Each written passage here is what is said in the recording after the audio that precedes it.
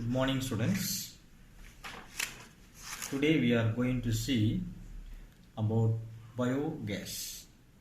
Biogas, it is a mixture of gases which is produced by the breakdown of organic matter, that is animal waste or plant waste, in the absence of oxygens anaerobically, which produce gas that is called biogas.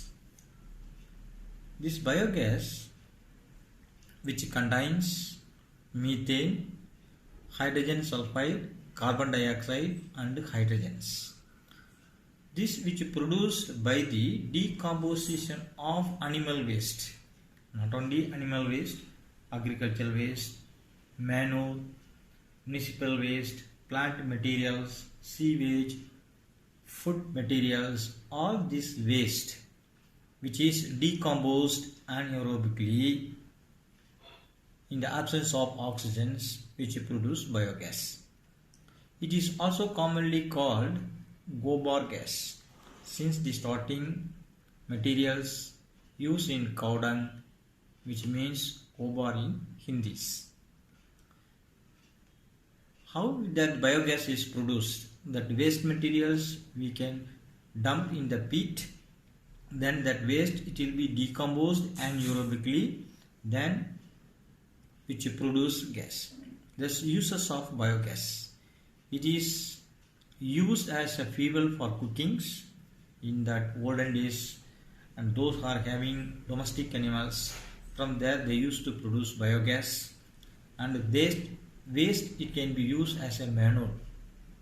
It is used to run motors and pump sets.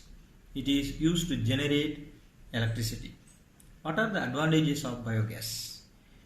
It burns without smoke. There is no air pollution. It causes less pollution. An excellent way to get rid of organic waste like bio-waste and sewage materials. Leftover slurry. Slurry means that waste, solid waste. It is a good manure, rich in nitrogen and phosphorus, which is good for the plant growth. It is safe and convenient to use. It can reduce the amount of greenhouse gases emitted, like carbon dioxide amount, it will be reduced in the atmosphere. Next one is shale gas. Shale gas, it is referred to the soft, finely stratified sedimentary rock. Stratified sedimentary rock means that it will be arranged one above the another layers, that is formed from the compaction of small old rocks containing mud and minerals such as quartz and calcite trapped beneath earth's surface. That old mud rocks which forms one layer to another layer, in that way the layers it will be compact. These rocks contain fossil fuels like oil and gas in their pores. The fuel is extracted by technique is called hydraulic fracturing, that is a drilling or well boring of sedimentary rock layers in rich productive reservoir layers. Environmental concern of shale gas. Shale drilling would affect groundwater resource, which can contaminate the drinking water resources and also affect the fertility of the soils. When we are drilling that groundwater, that is a well water, it will be affected. Then million gallons of water is needed to break and release the shale gas, which in turn can affect the water table. Wind energy. The kinetic energy possessed by the wind is due to its high speed that can be converted into mechanical power by wind turbines, as we know, and windmills and the wind that rotate feathers, that spans. When it generates, the turbines rotates, which produce electricity. The rotatory motion of windmill produces wind energy. It can be used for generating electricity, run water pumps, flour mills, draw water from wells, etc. Windmills. Windmill is a machine that converts the energy of wind into the rotational energy by a broad blade attached to the rotating axis. When the blowing air is strikes the blades of the windmills, it exerts force and causes the blades to rotate. When that blade it rotates, then it produces electricity. The rotational movement of the blades operate the generator and the electricity is produced. Thus, energy output from each windmill is coupled together to get electricity on a commercial scale. Next, water energy. As we know, everybody's our earth it is covered by nearly 71% of water. Harnessing the energy from the flowing water can be used to produce electricity.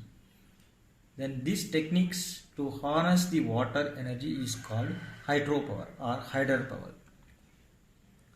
The electrical energy is derived from water flow. Water falling from a height, hilly areas are suitable for this purpose where there is continuous flow of water in large amounts falling from high slopes. From the high slopes, when the water speed is increased, due to water speed increase, the turbine it rotates, then it produces electricity. It does not cause environmental pollution. There is no environmental pollution and there is no waste generations. Hydropower plants converts the kinetic energy of flowing water into electricity. This is called hydroelectricity or hydropower or hydropower. Next one is tidal energy. Tidal means that is a wave. From the sea water there is a wave, it will be up and down. Then that wave when it hit the turbines, then it produces electricity. Tidal energy it is also which obtained from the movement of water due to ocean tides. The tides are the rise and fall of sea level caused by the combined effects of the gravitational force exerted and the ocean of the earth. A tidal stream is a fast flowing body of water created by tides. The turbines are placed in tidal streams. When the tides hit the turbine rotates and convert the tidal energy into the electrical energy. Advantages of tidal energy. Tidal energy does not produce any pollutions. Environment, there is less pollution in the environment. It does not use any fuels and does not produce any waste. The fuel is not required to use to produce tidal energy. There is no waste. Tides are predictable, so tidal energy can be produced at any times.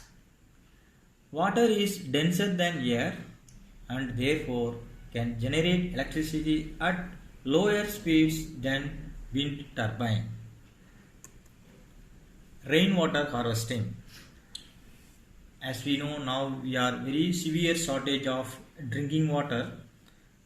For that we have to harvest that rainwater, collecting rainwater from the roof, from the industrial tops. Then that water we can store. When it is required we can use. Rainwater harvesting is a technique of collecting and storing rainwater for future use. It is a traditional method of storing rainwater in the underground tank, ponds, lakes, dams and use in futures. The main purpose of rainwater harvesting is to make the rainwater percolate. Percolate means which penetrate under the ground, so as to recharge groundwater level. Then groundwater level it will be increased when we are storing rainwater in tank, pond, lakes, dams, then other ways. The methods of rainwater harvesting. First one, rooftop rainwater harvesting. Rooftops are excellent rain catchers. The rainwater that falls on the roof of the houses, apartments, commercial buildings, etc. It will be collected and stored in the surface tank and can be used for domestic purpose. Next one is recharge pit.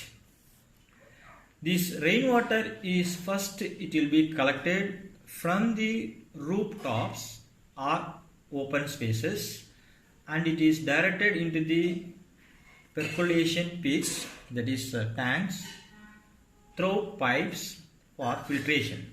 After filtration, the rainwater enters the recharge pit and ground wells.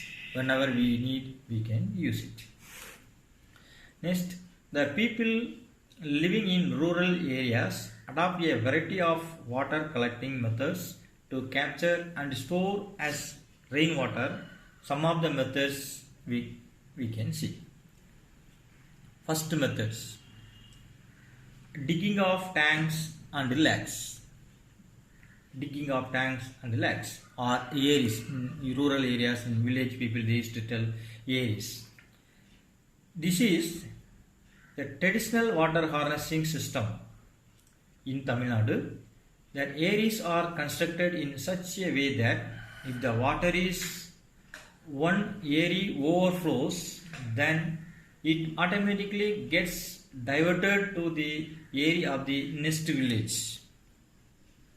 Then as these areas are interconnected from that one village and another village, that areas are interconnected. When there is no water in the particular areas and that areas that water it reaches.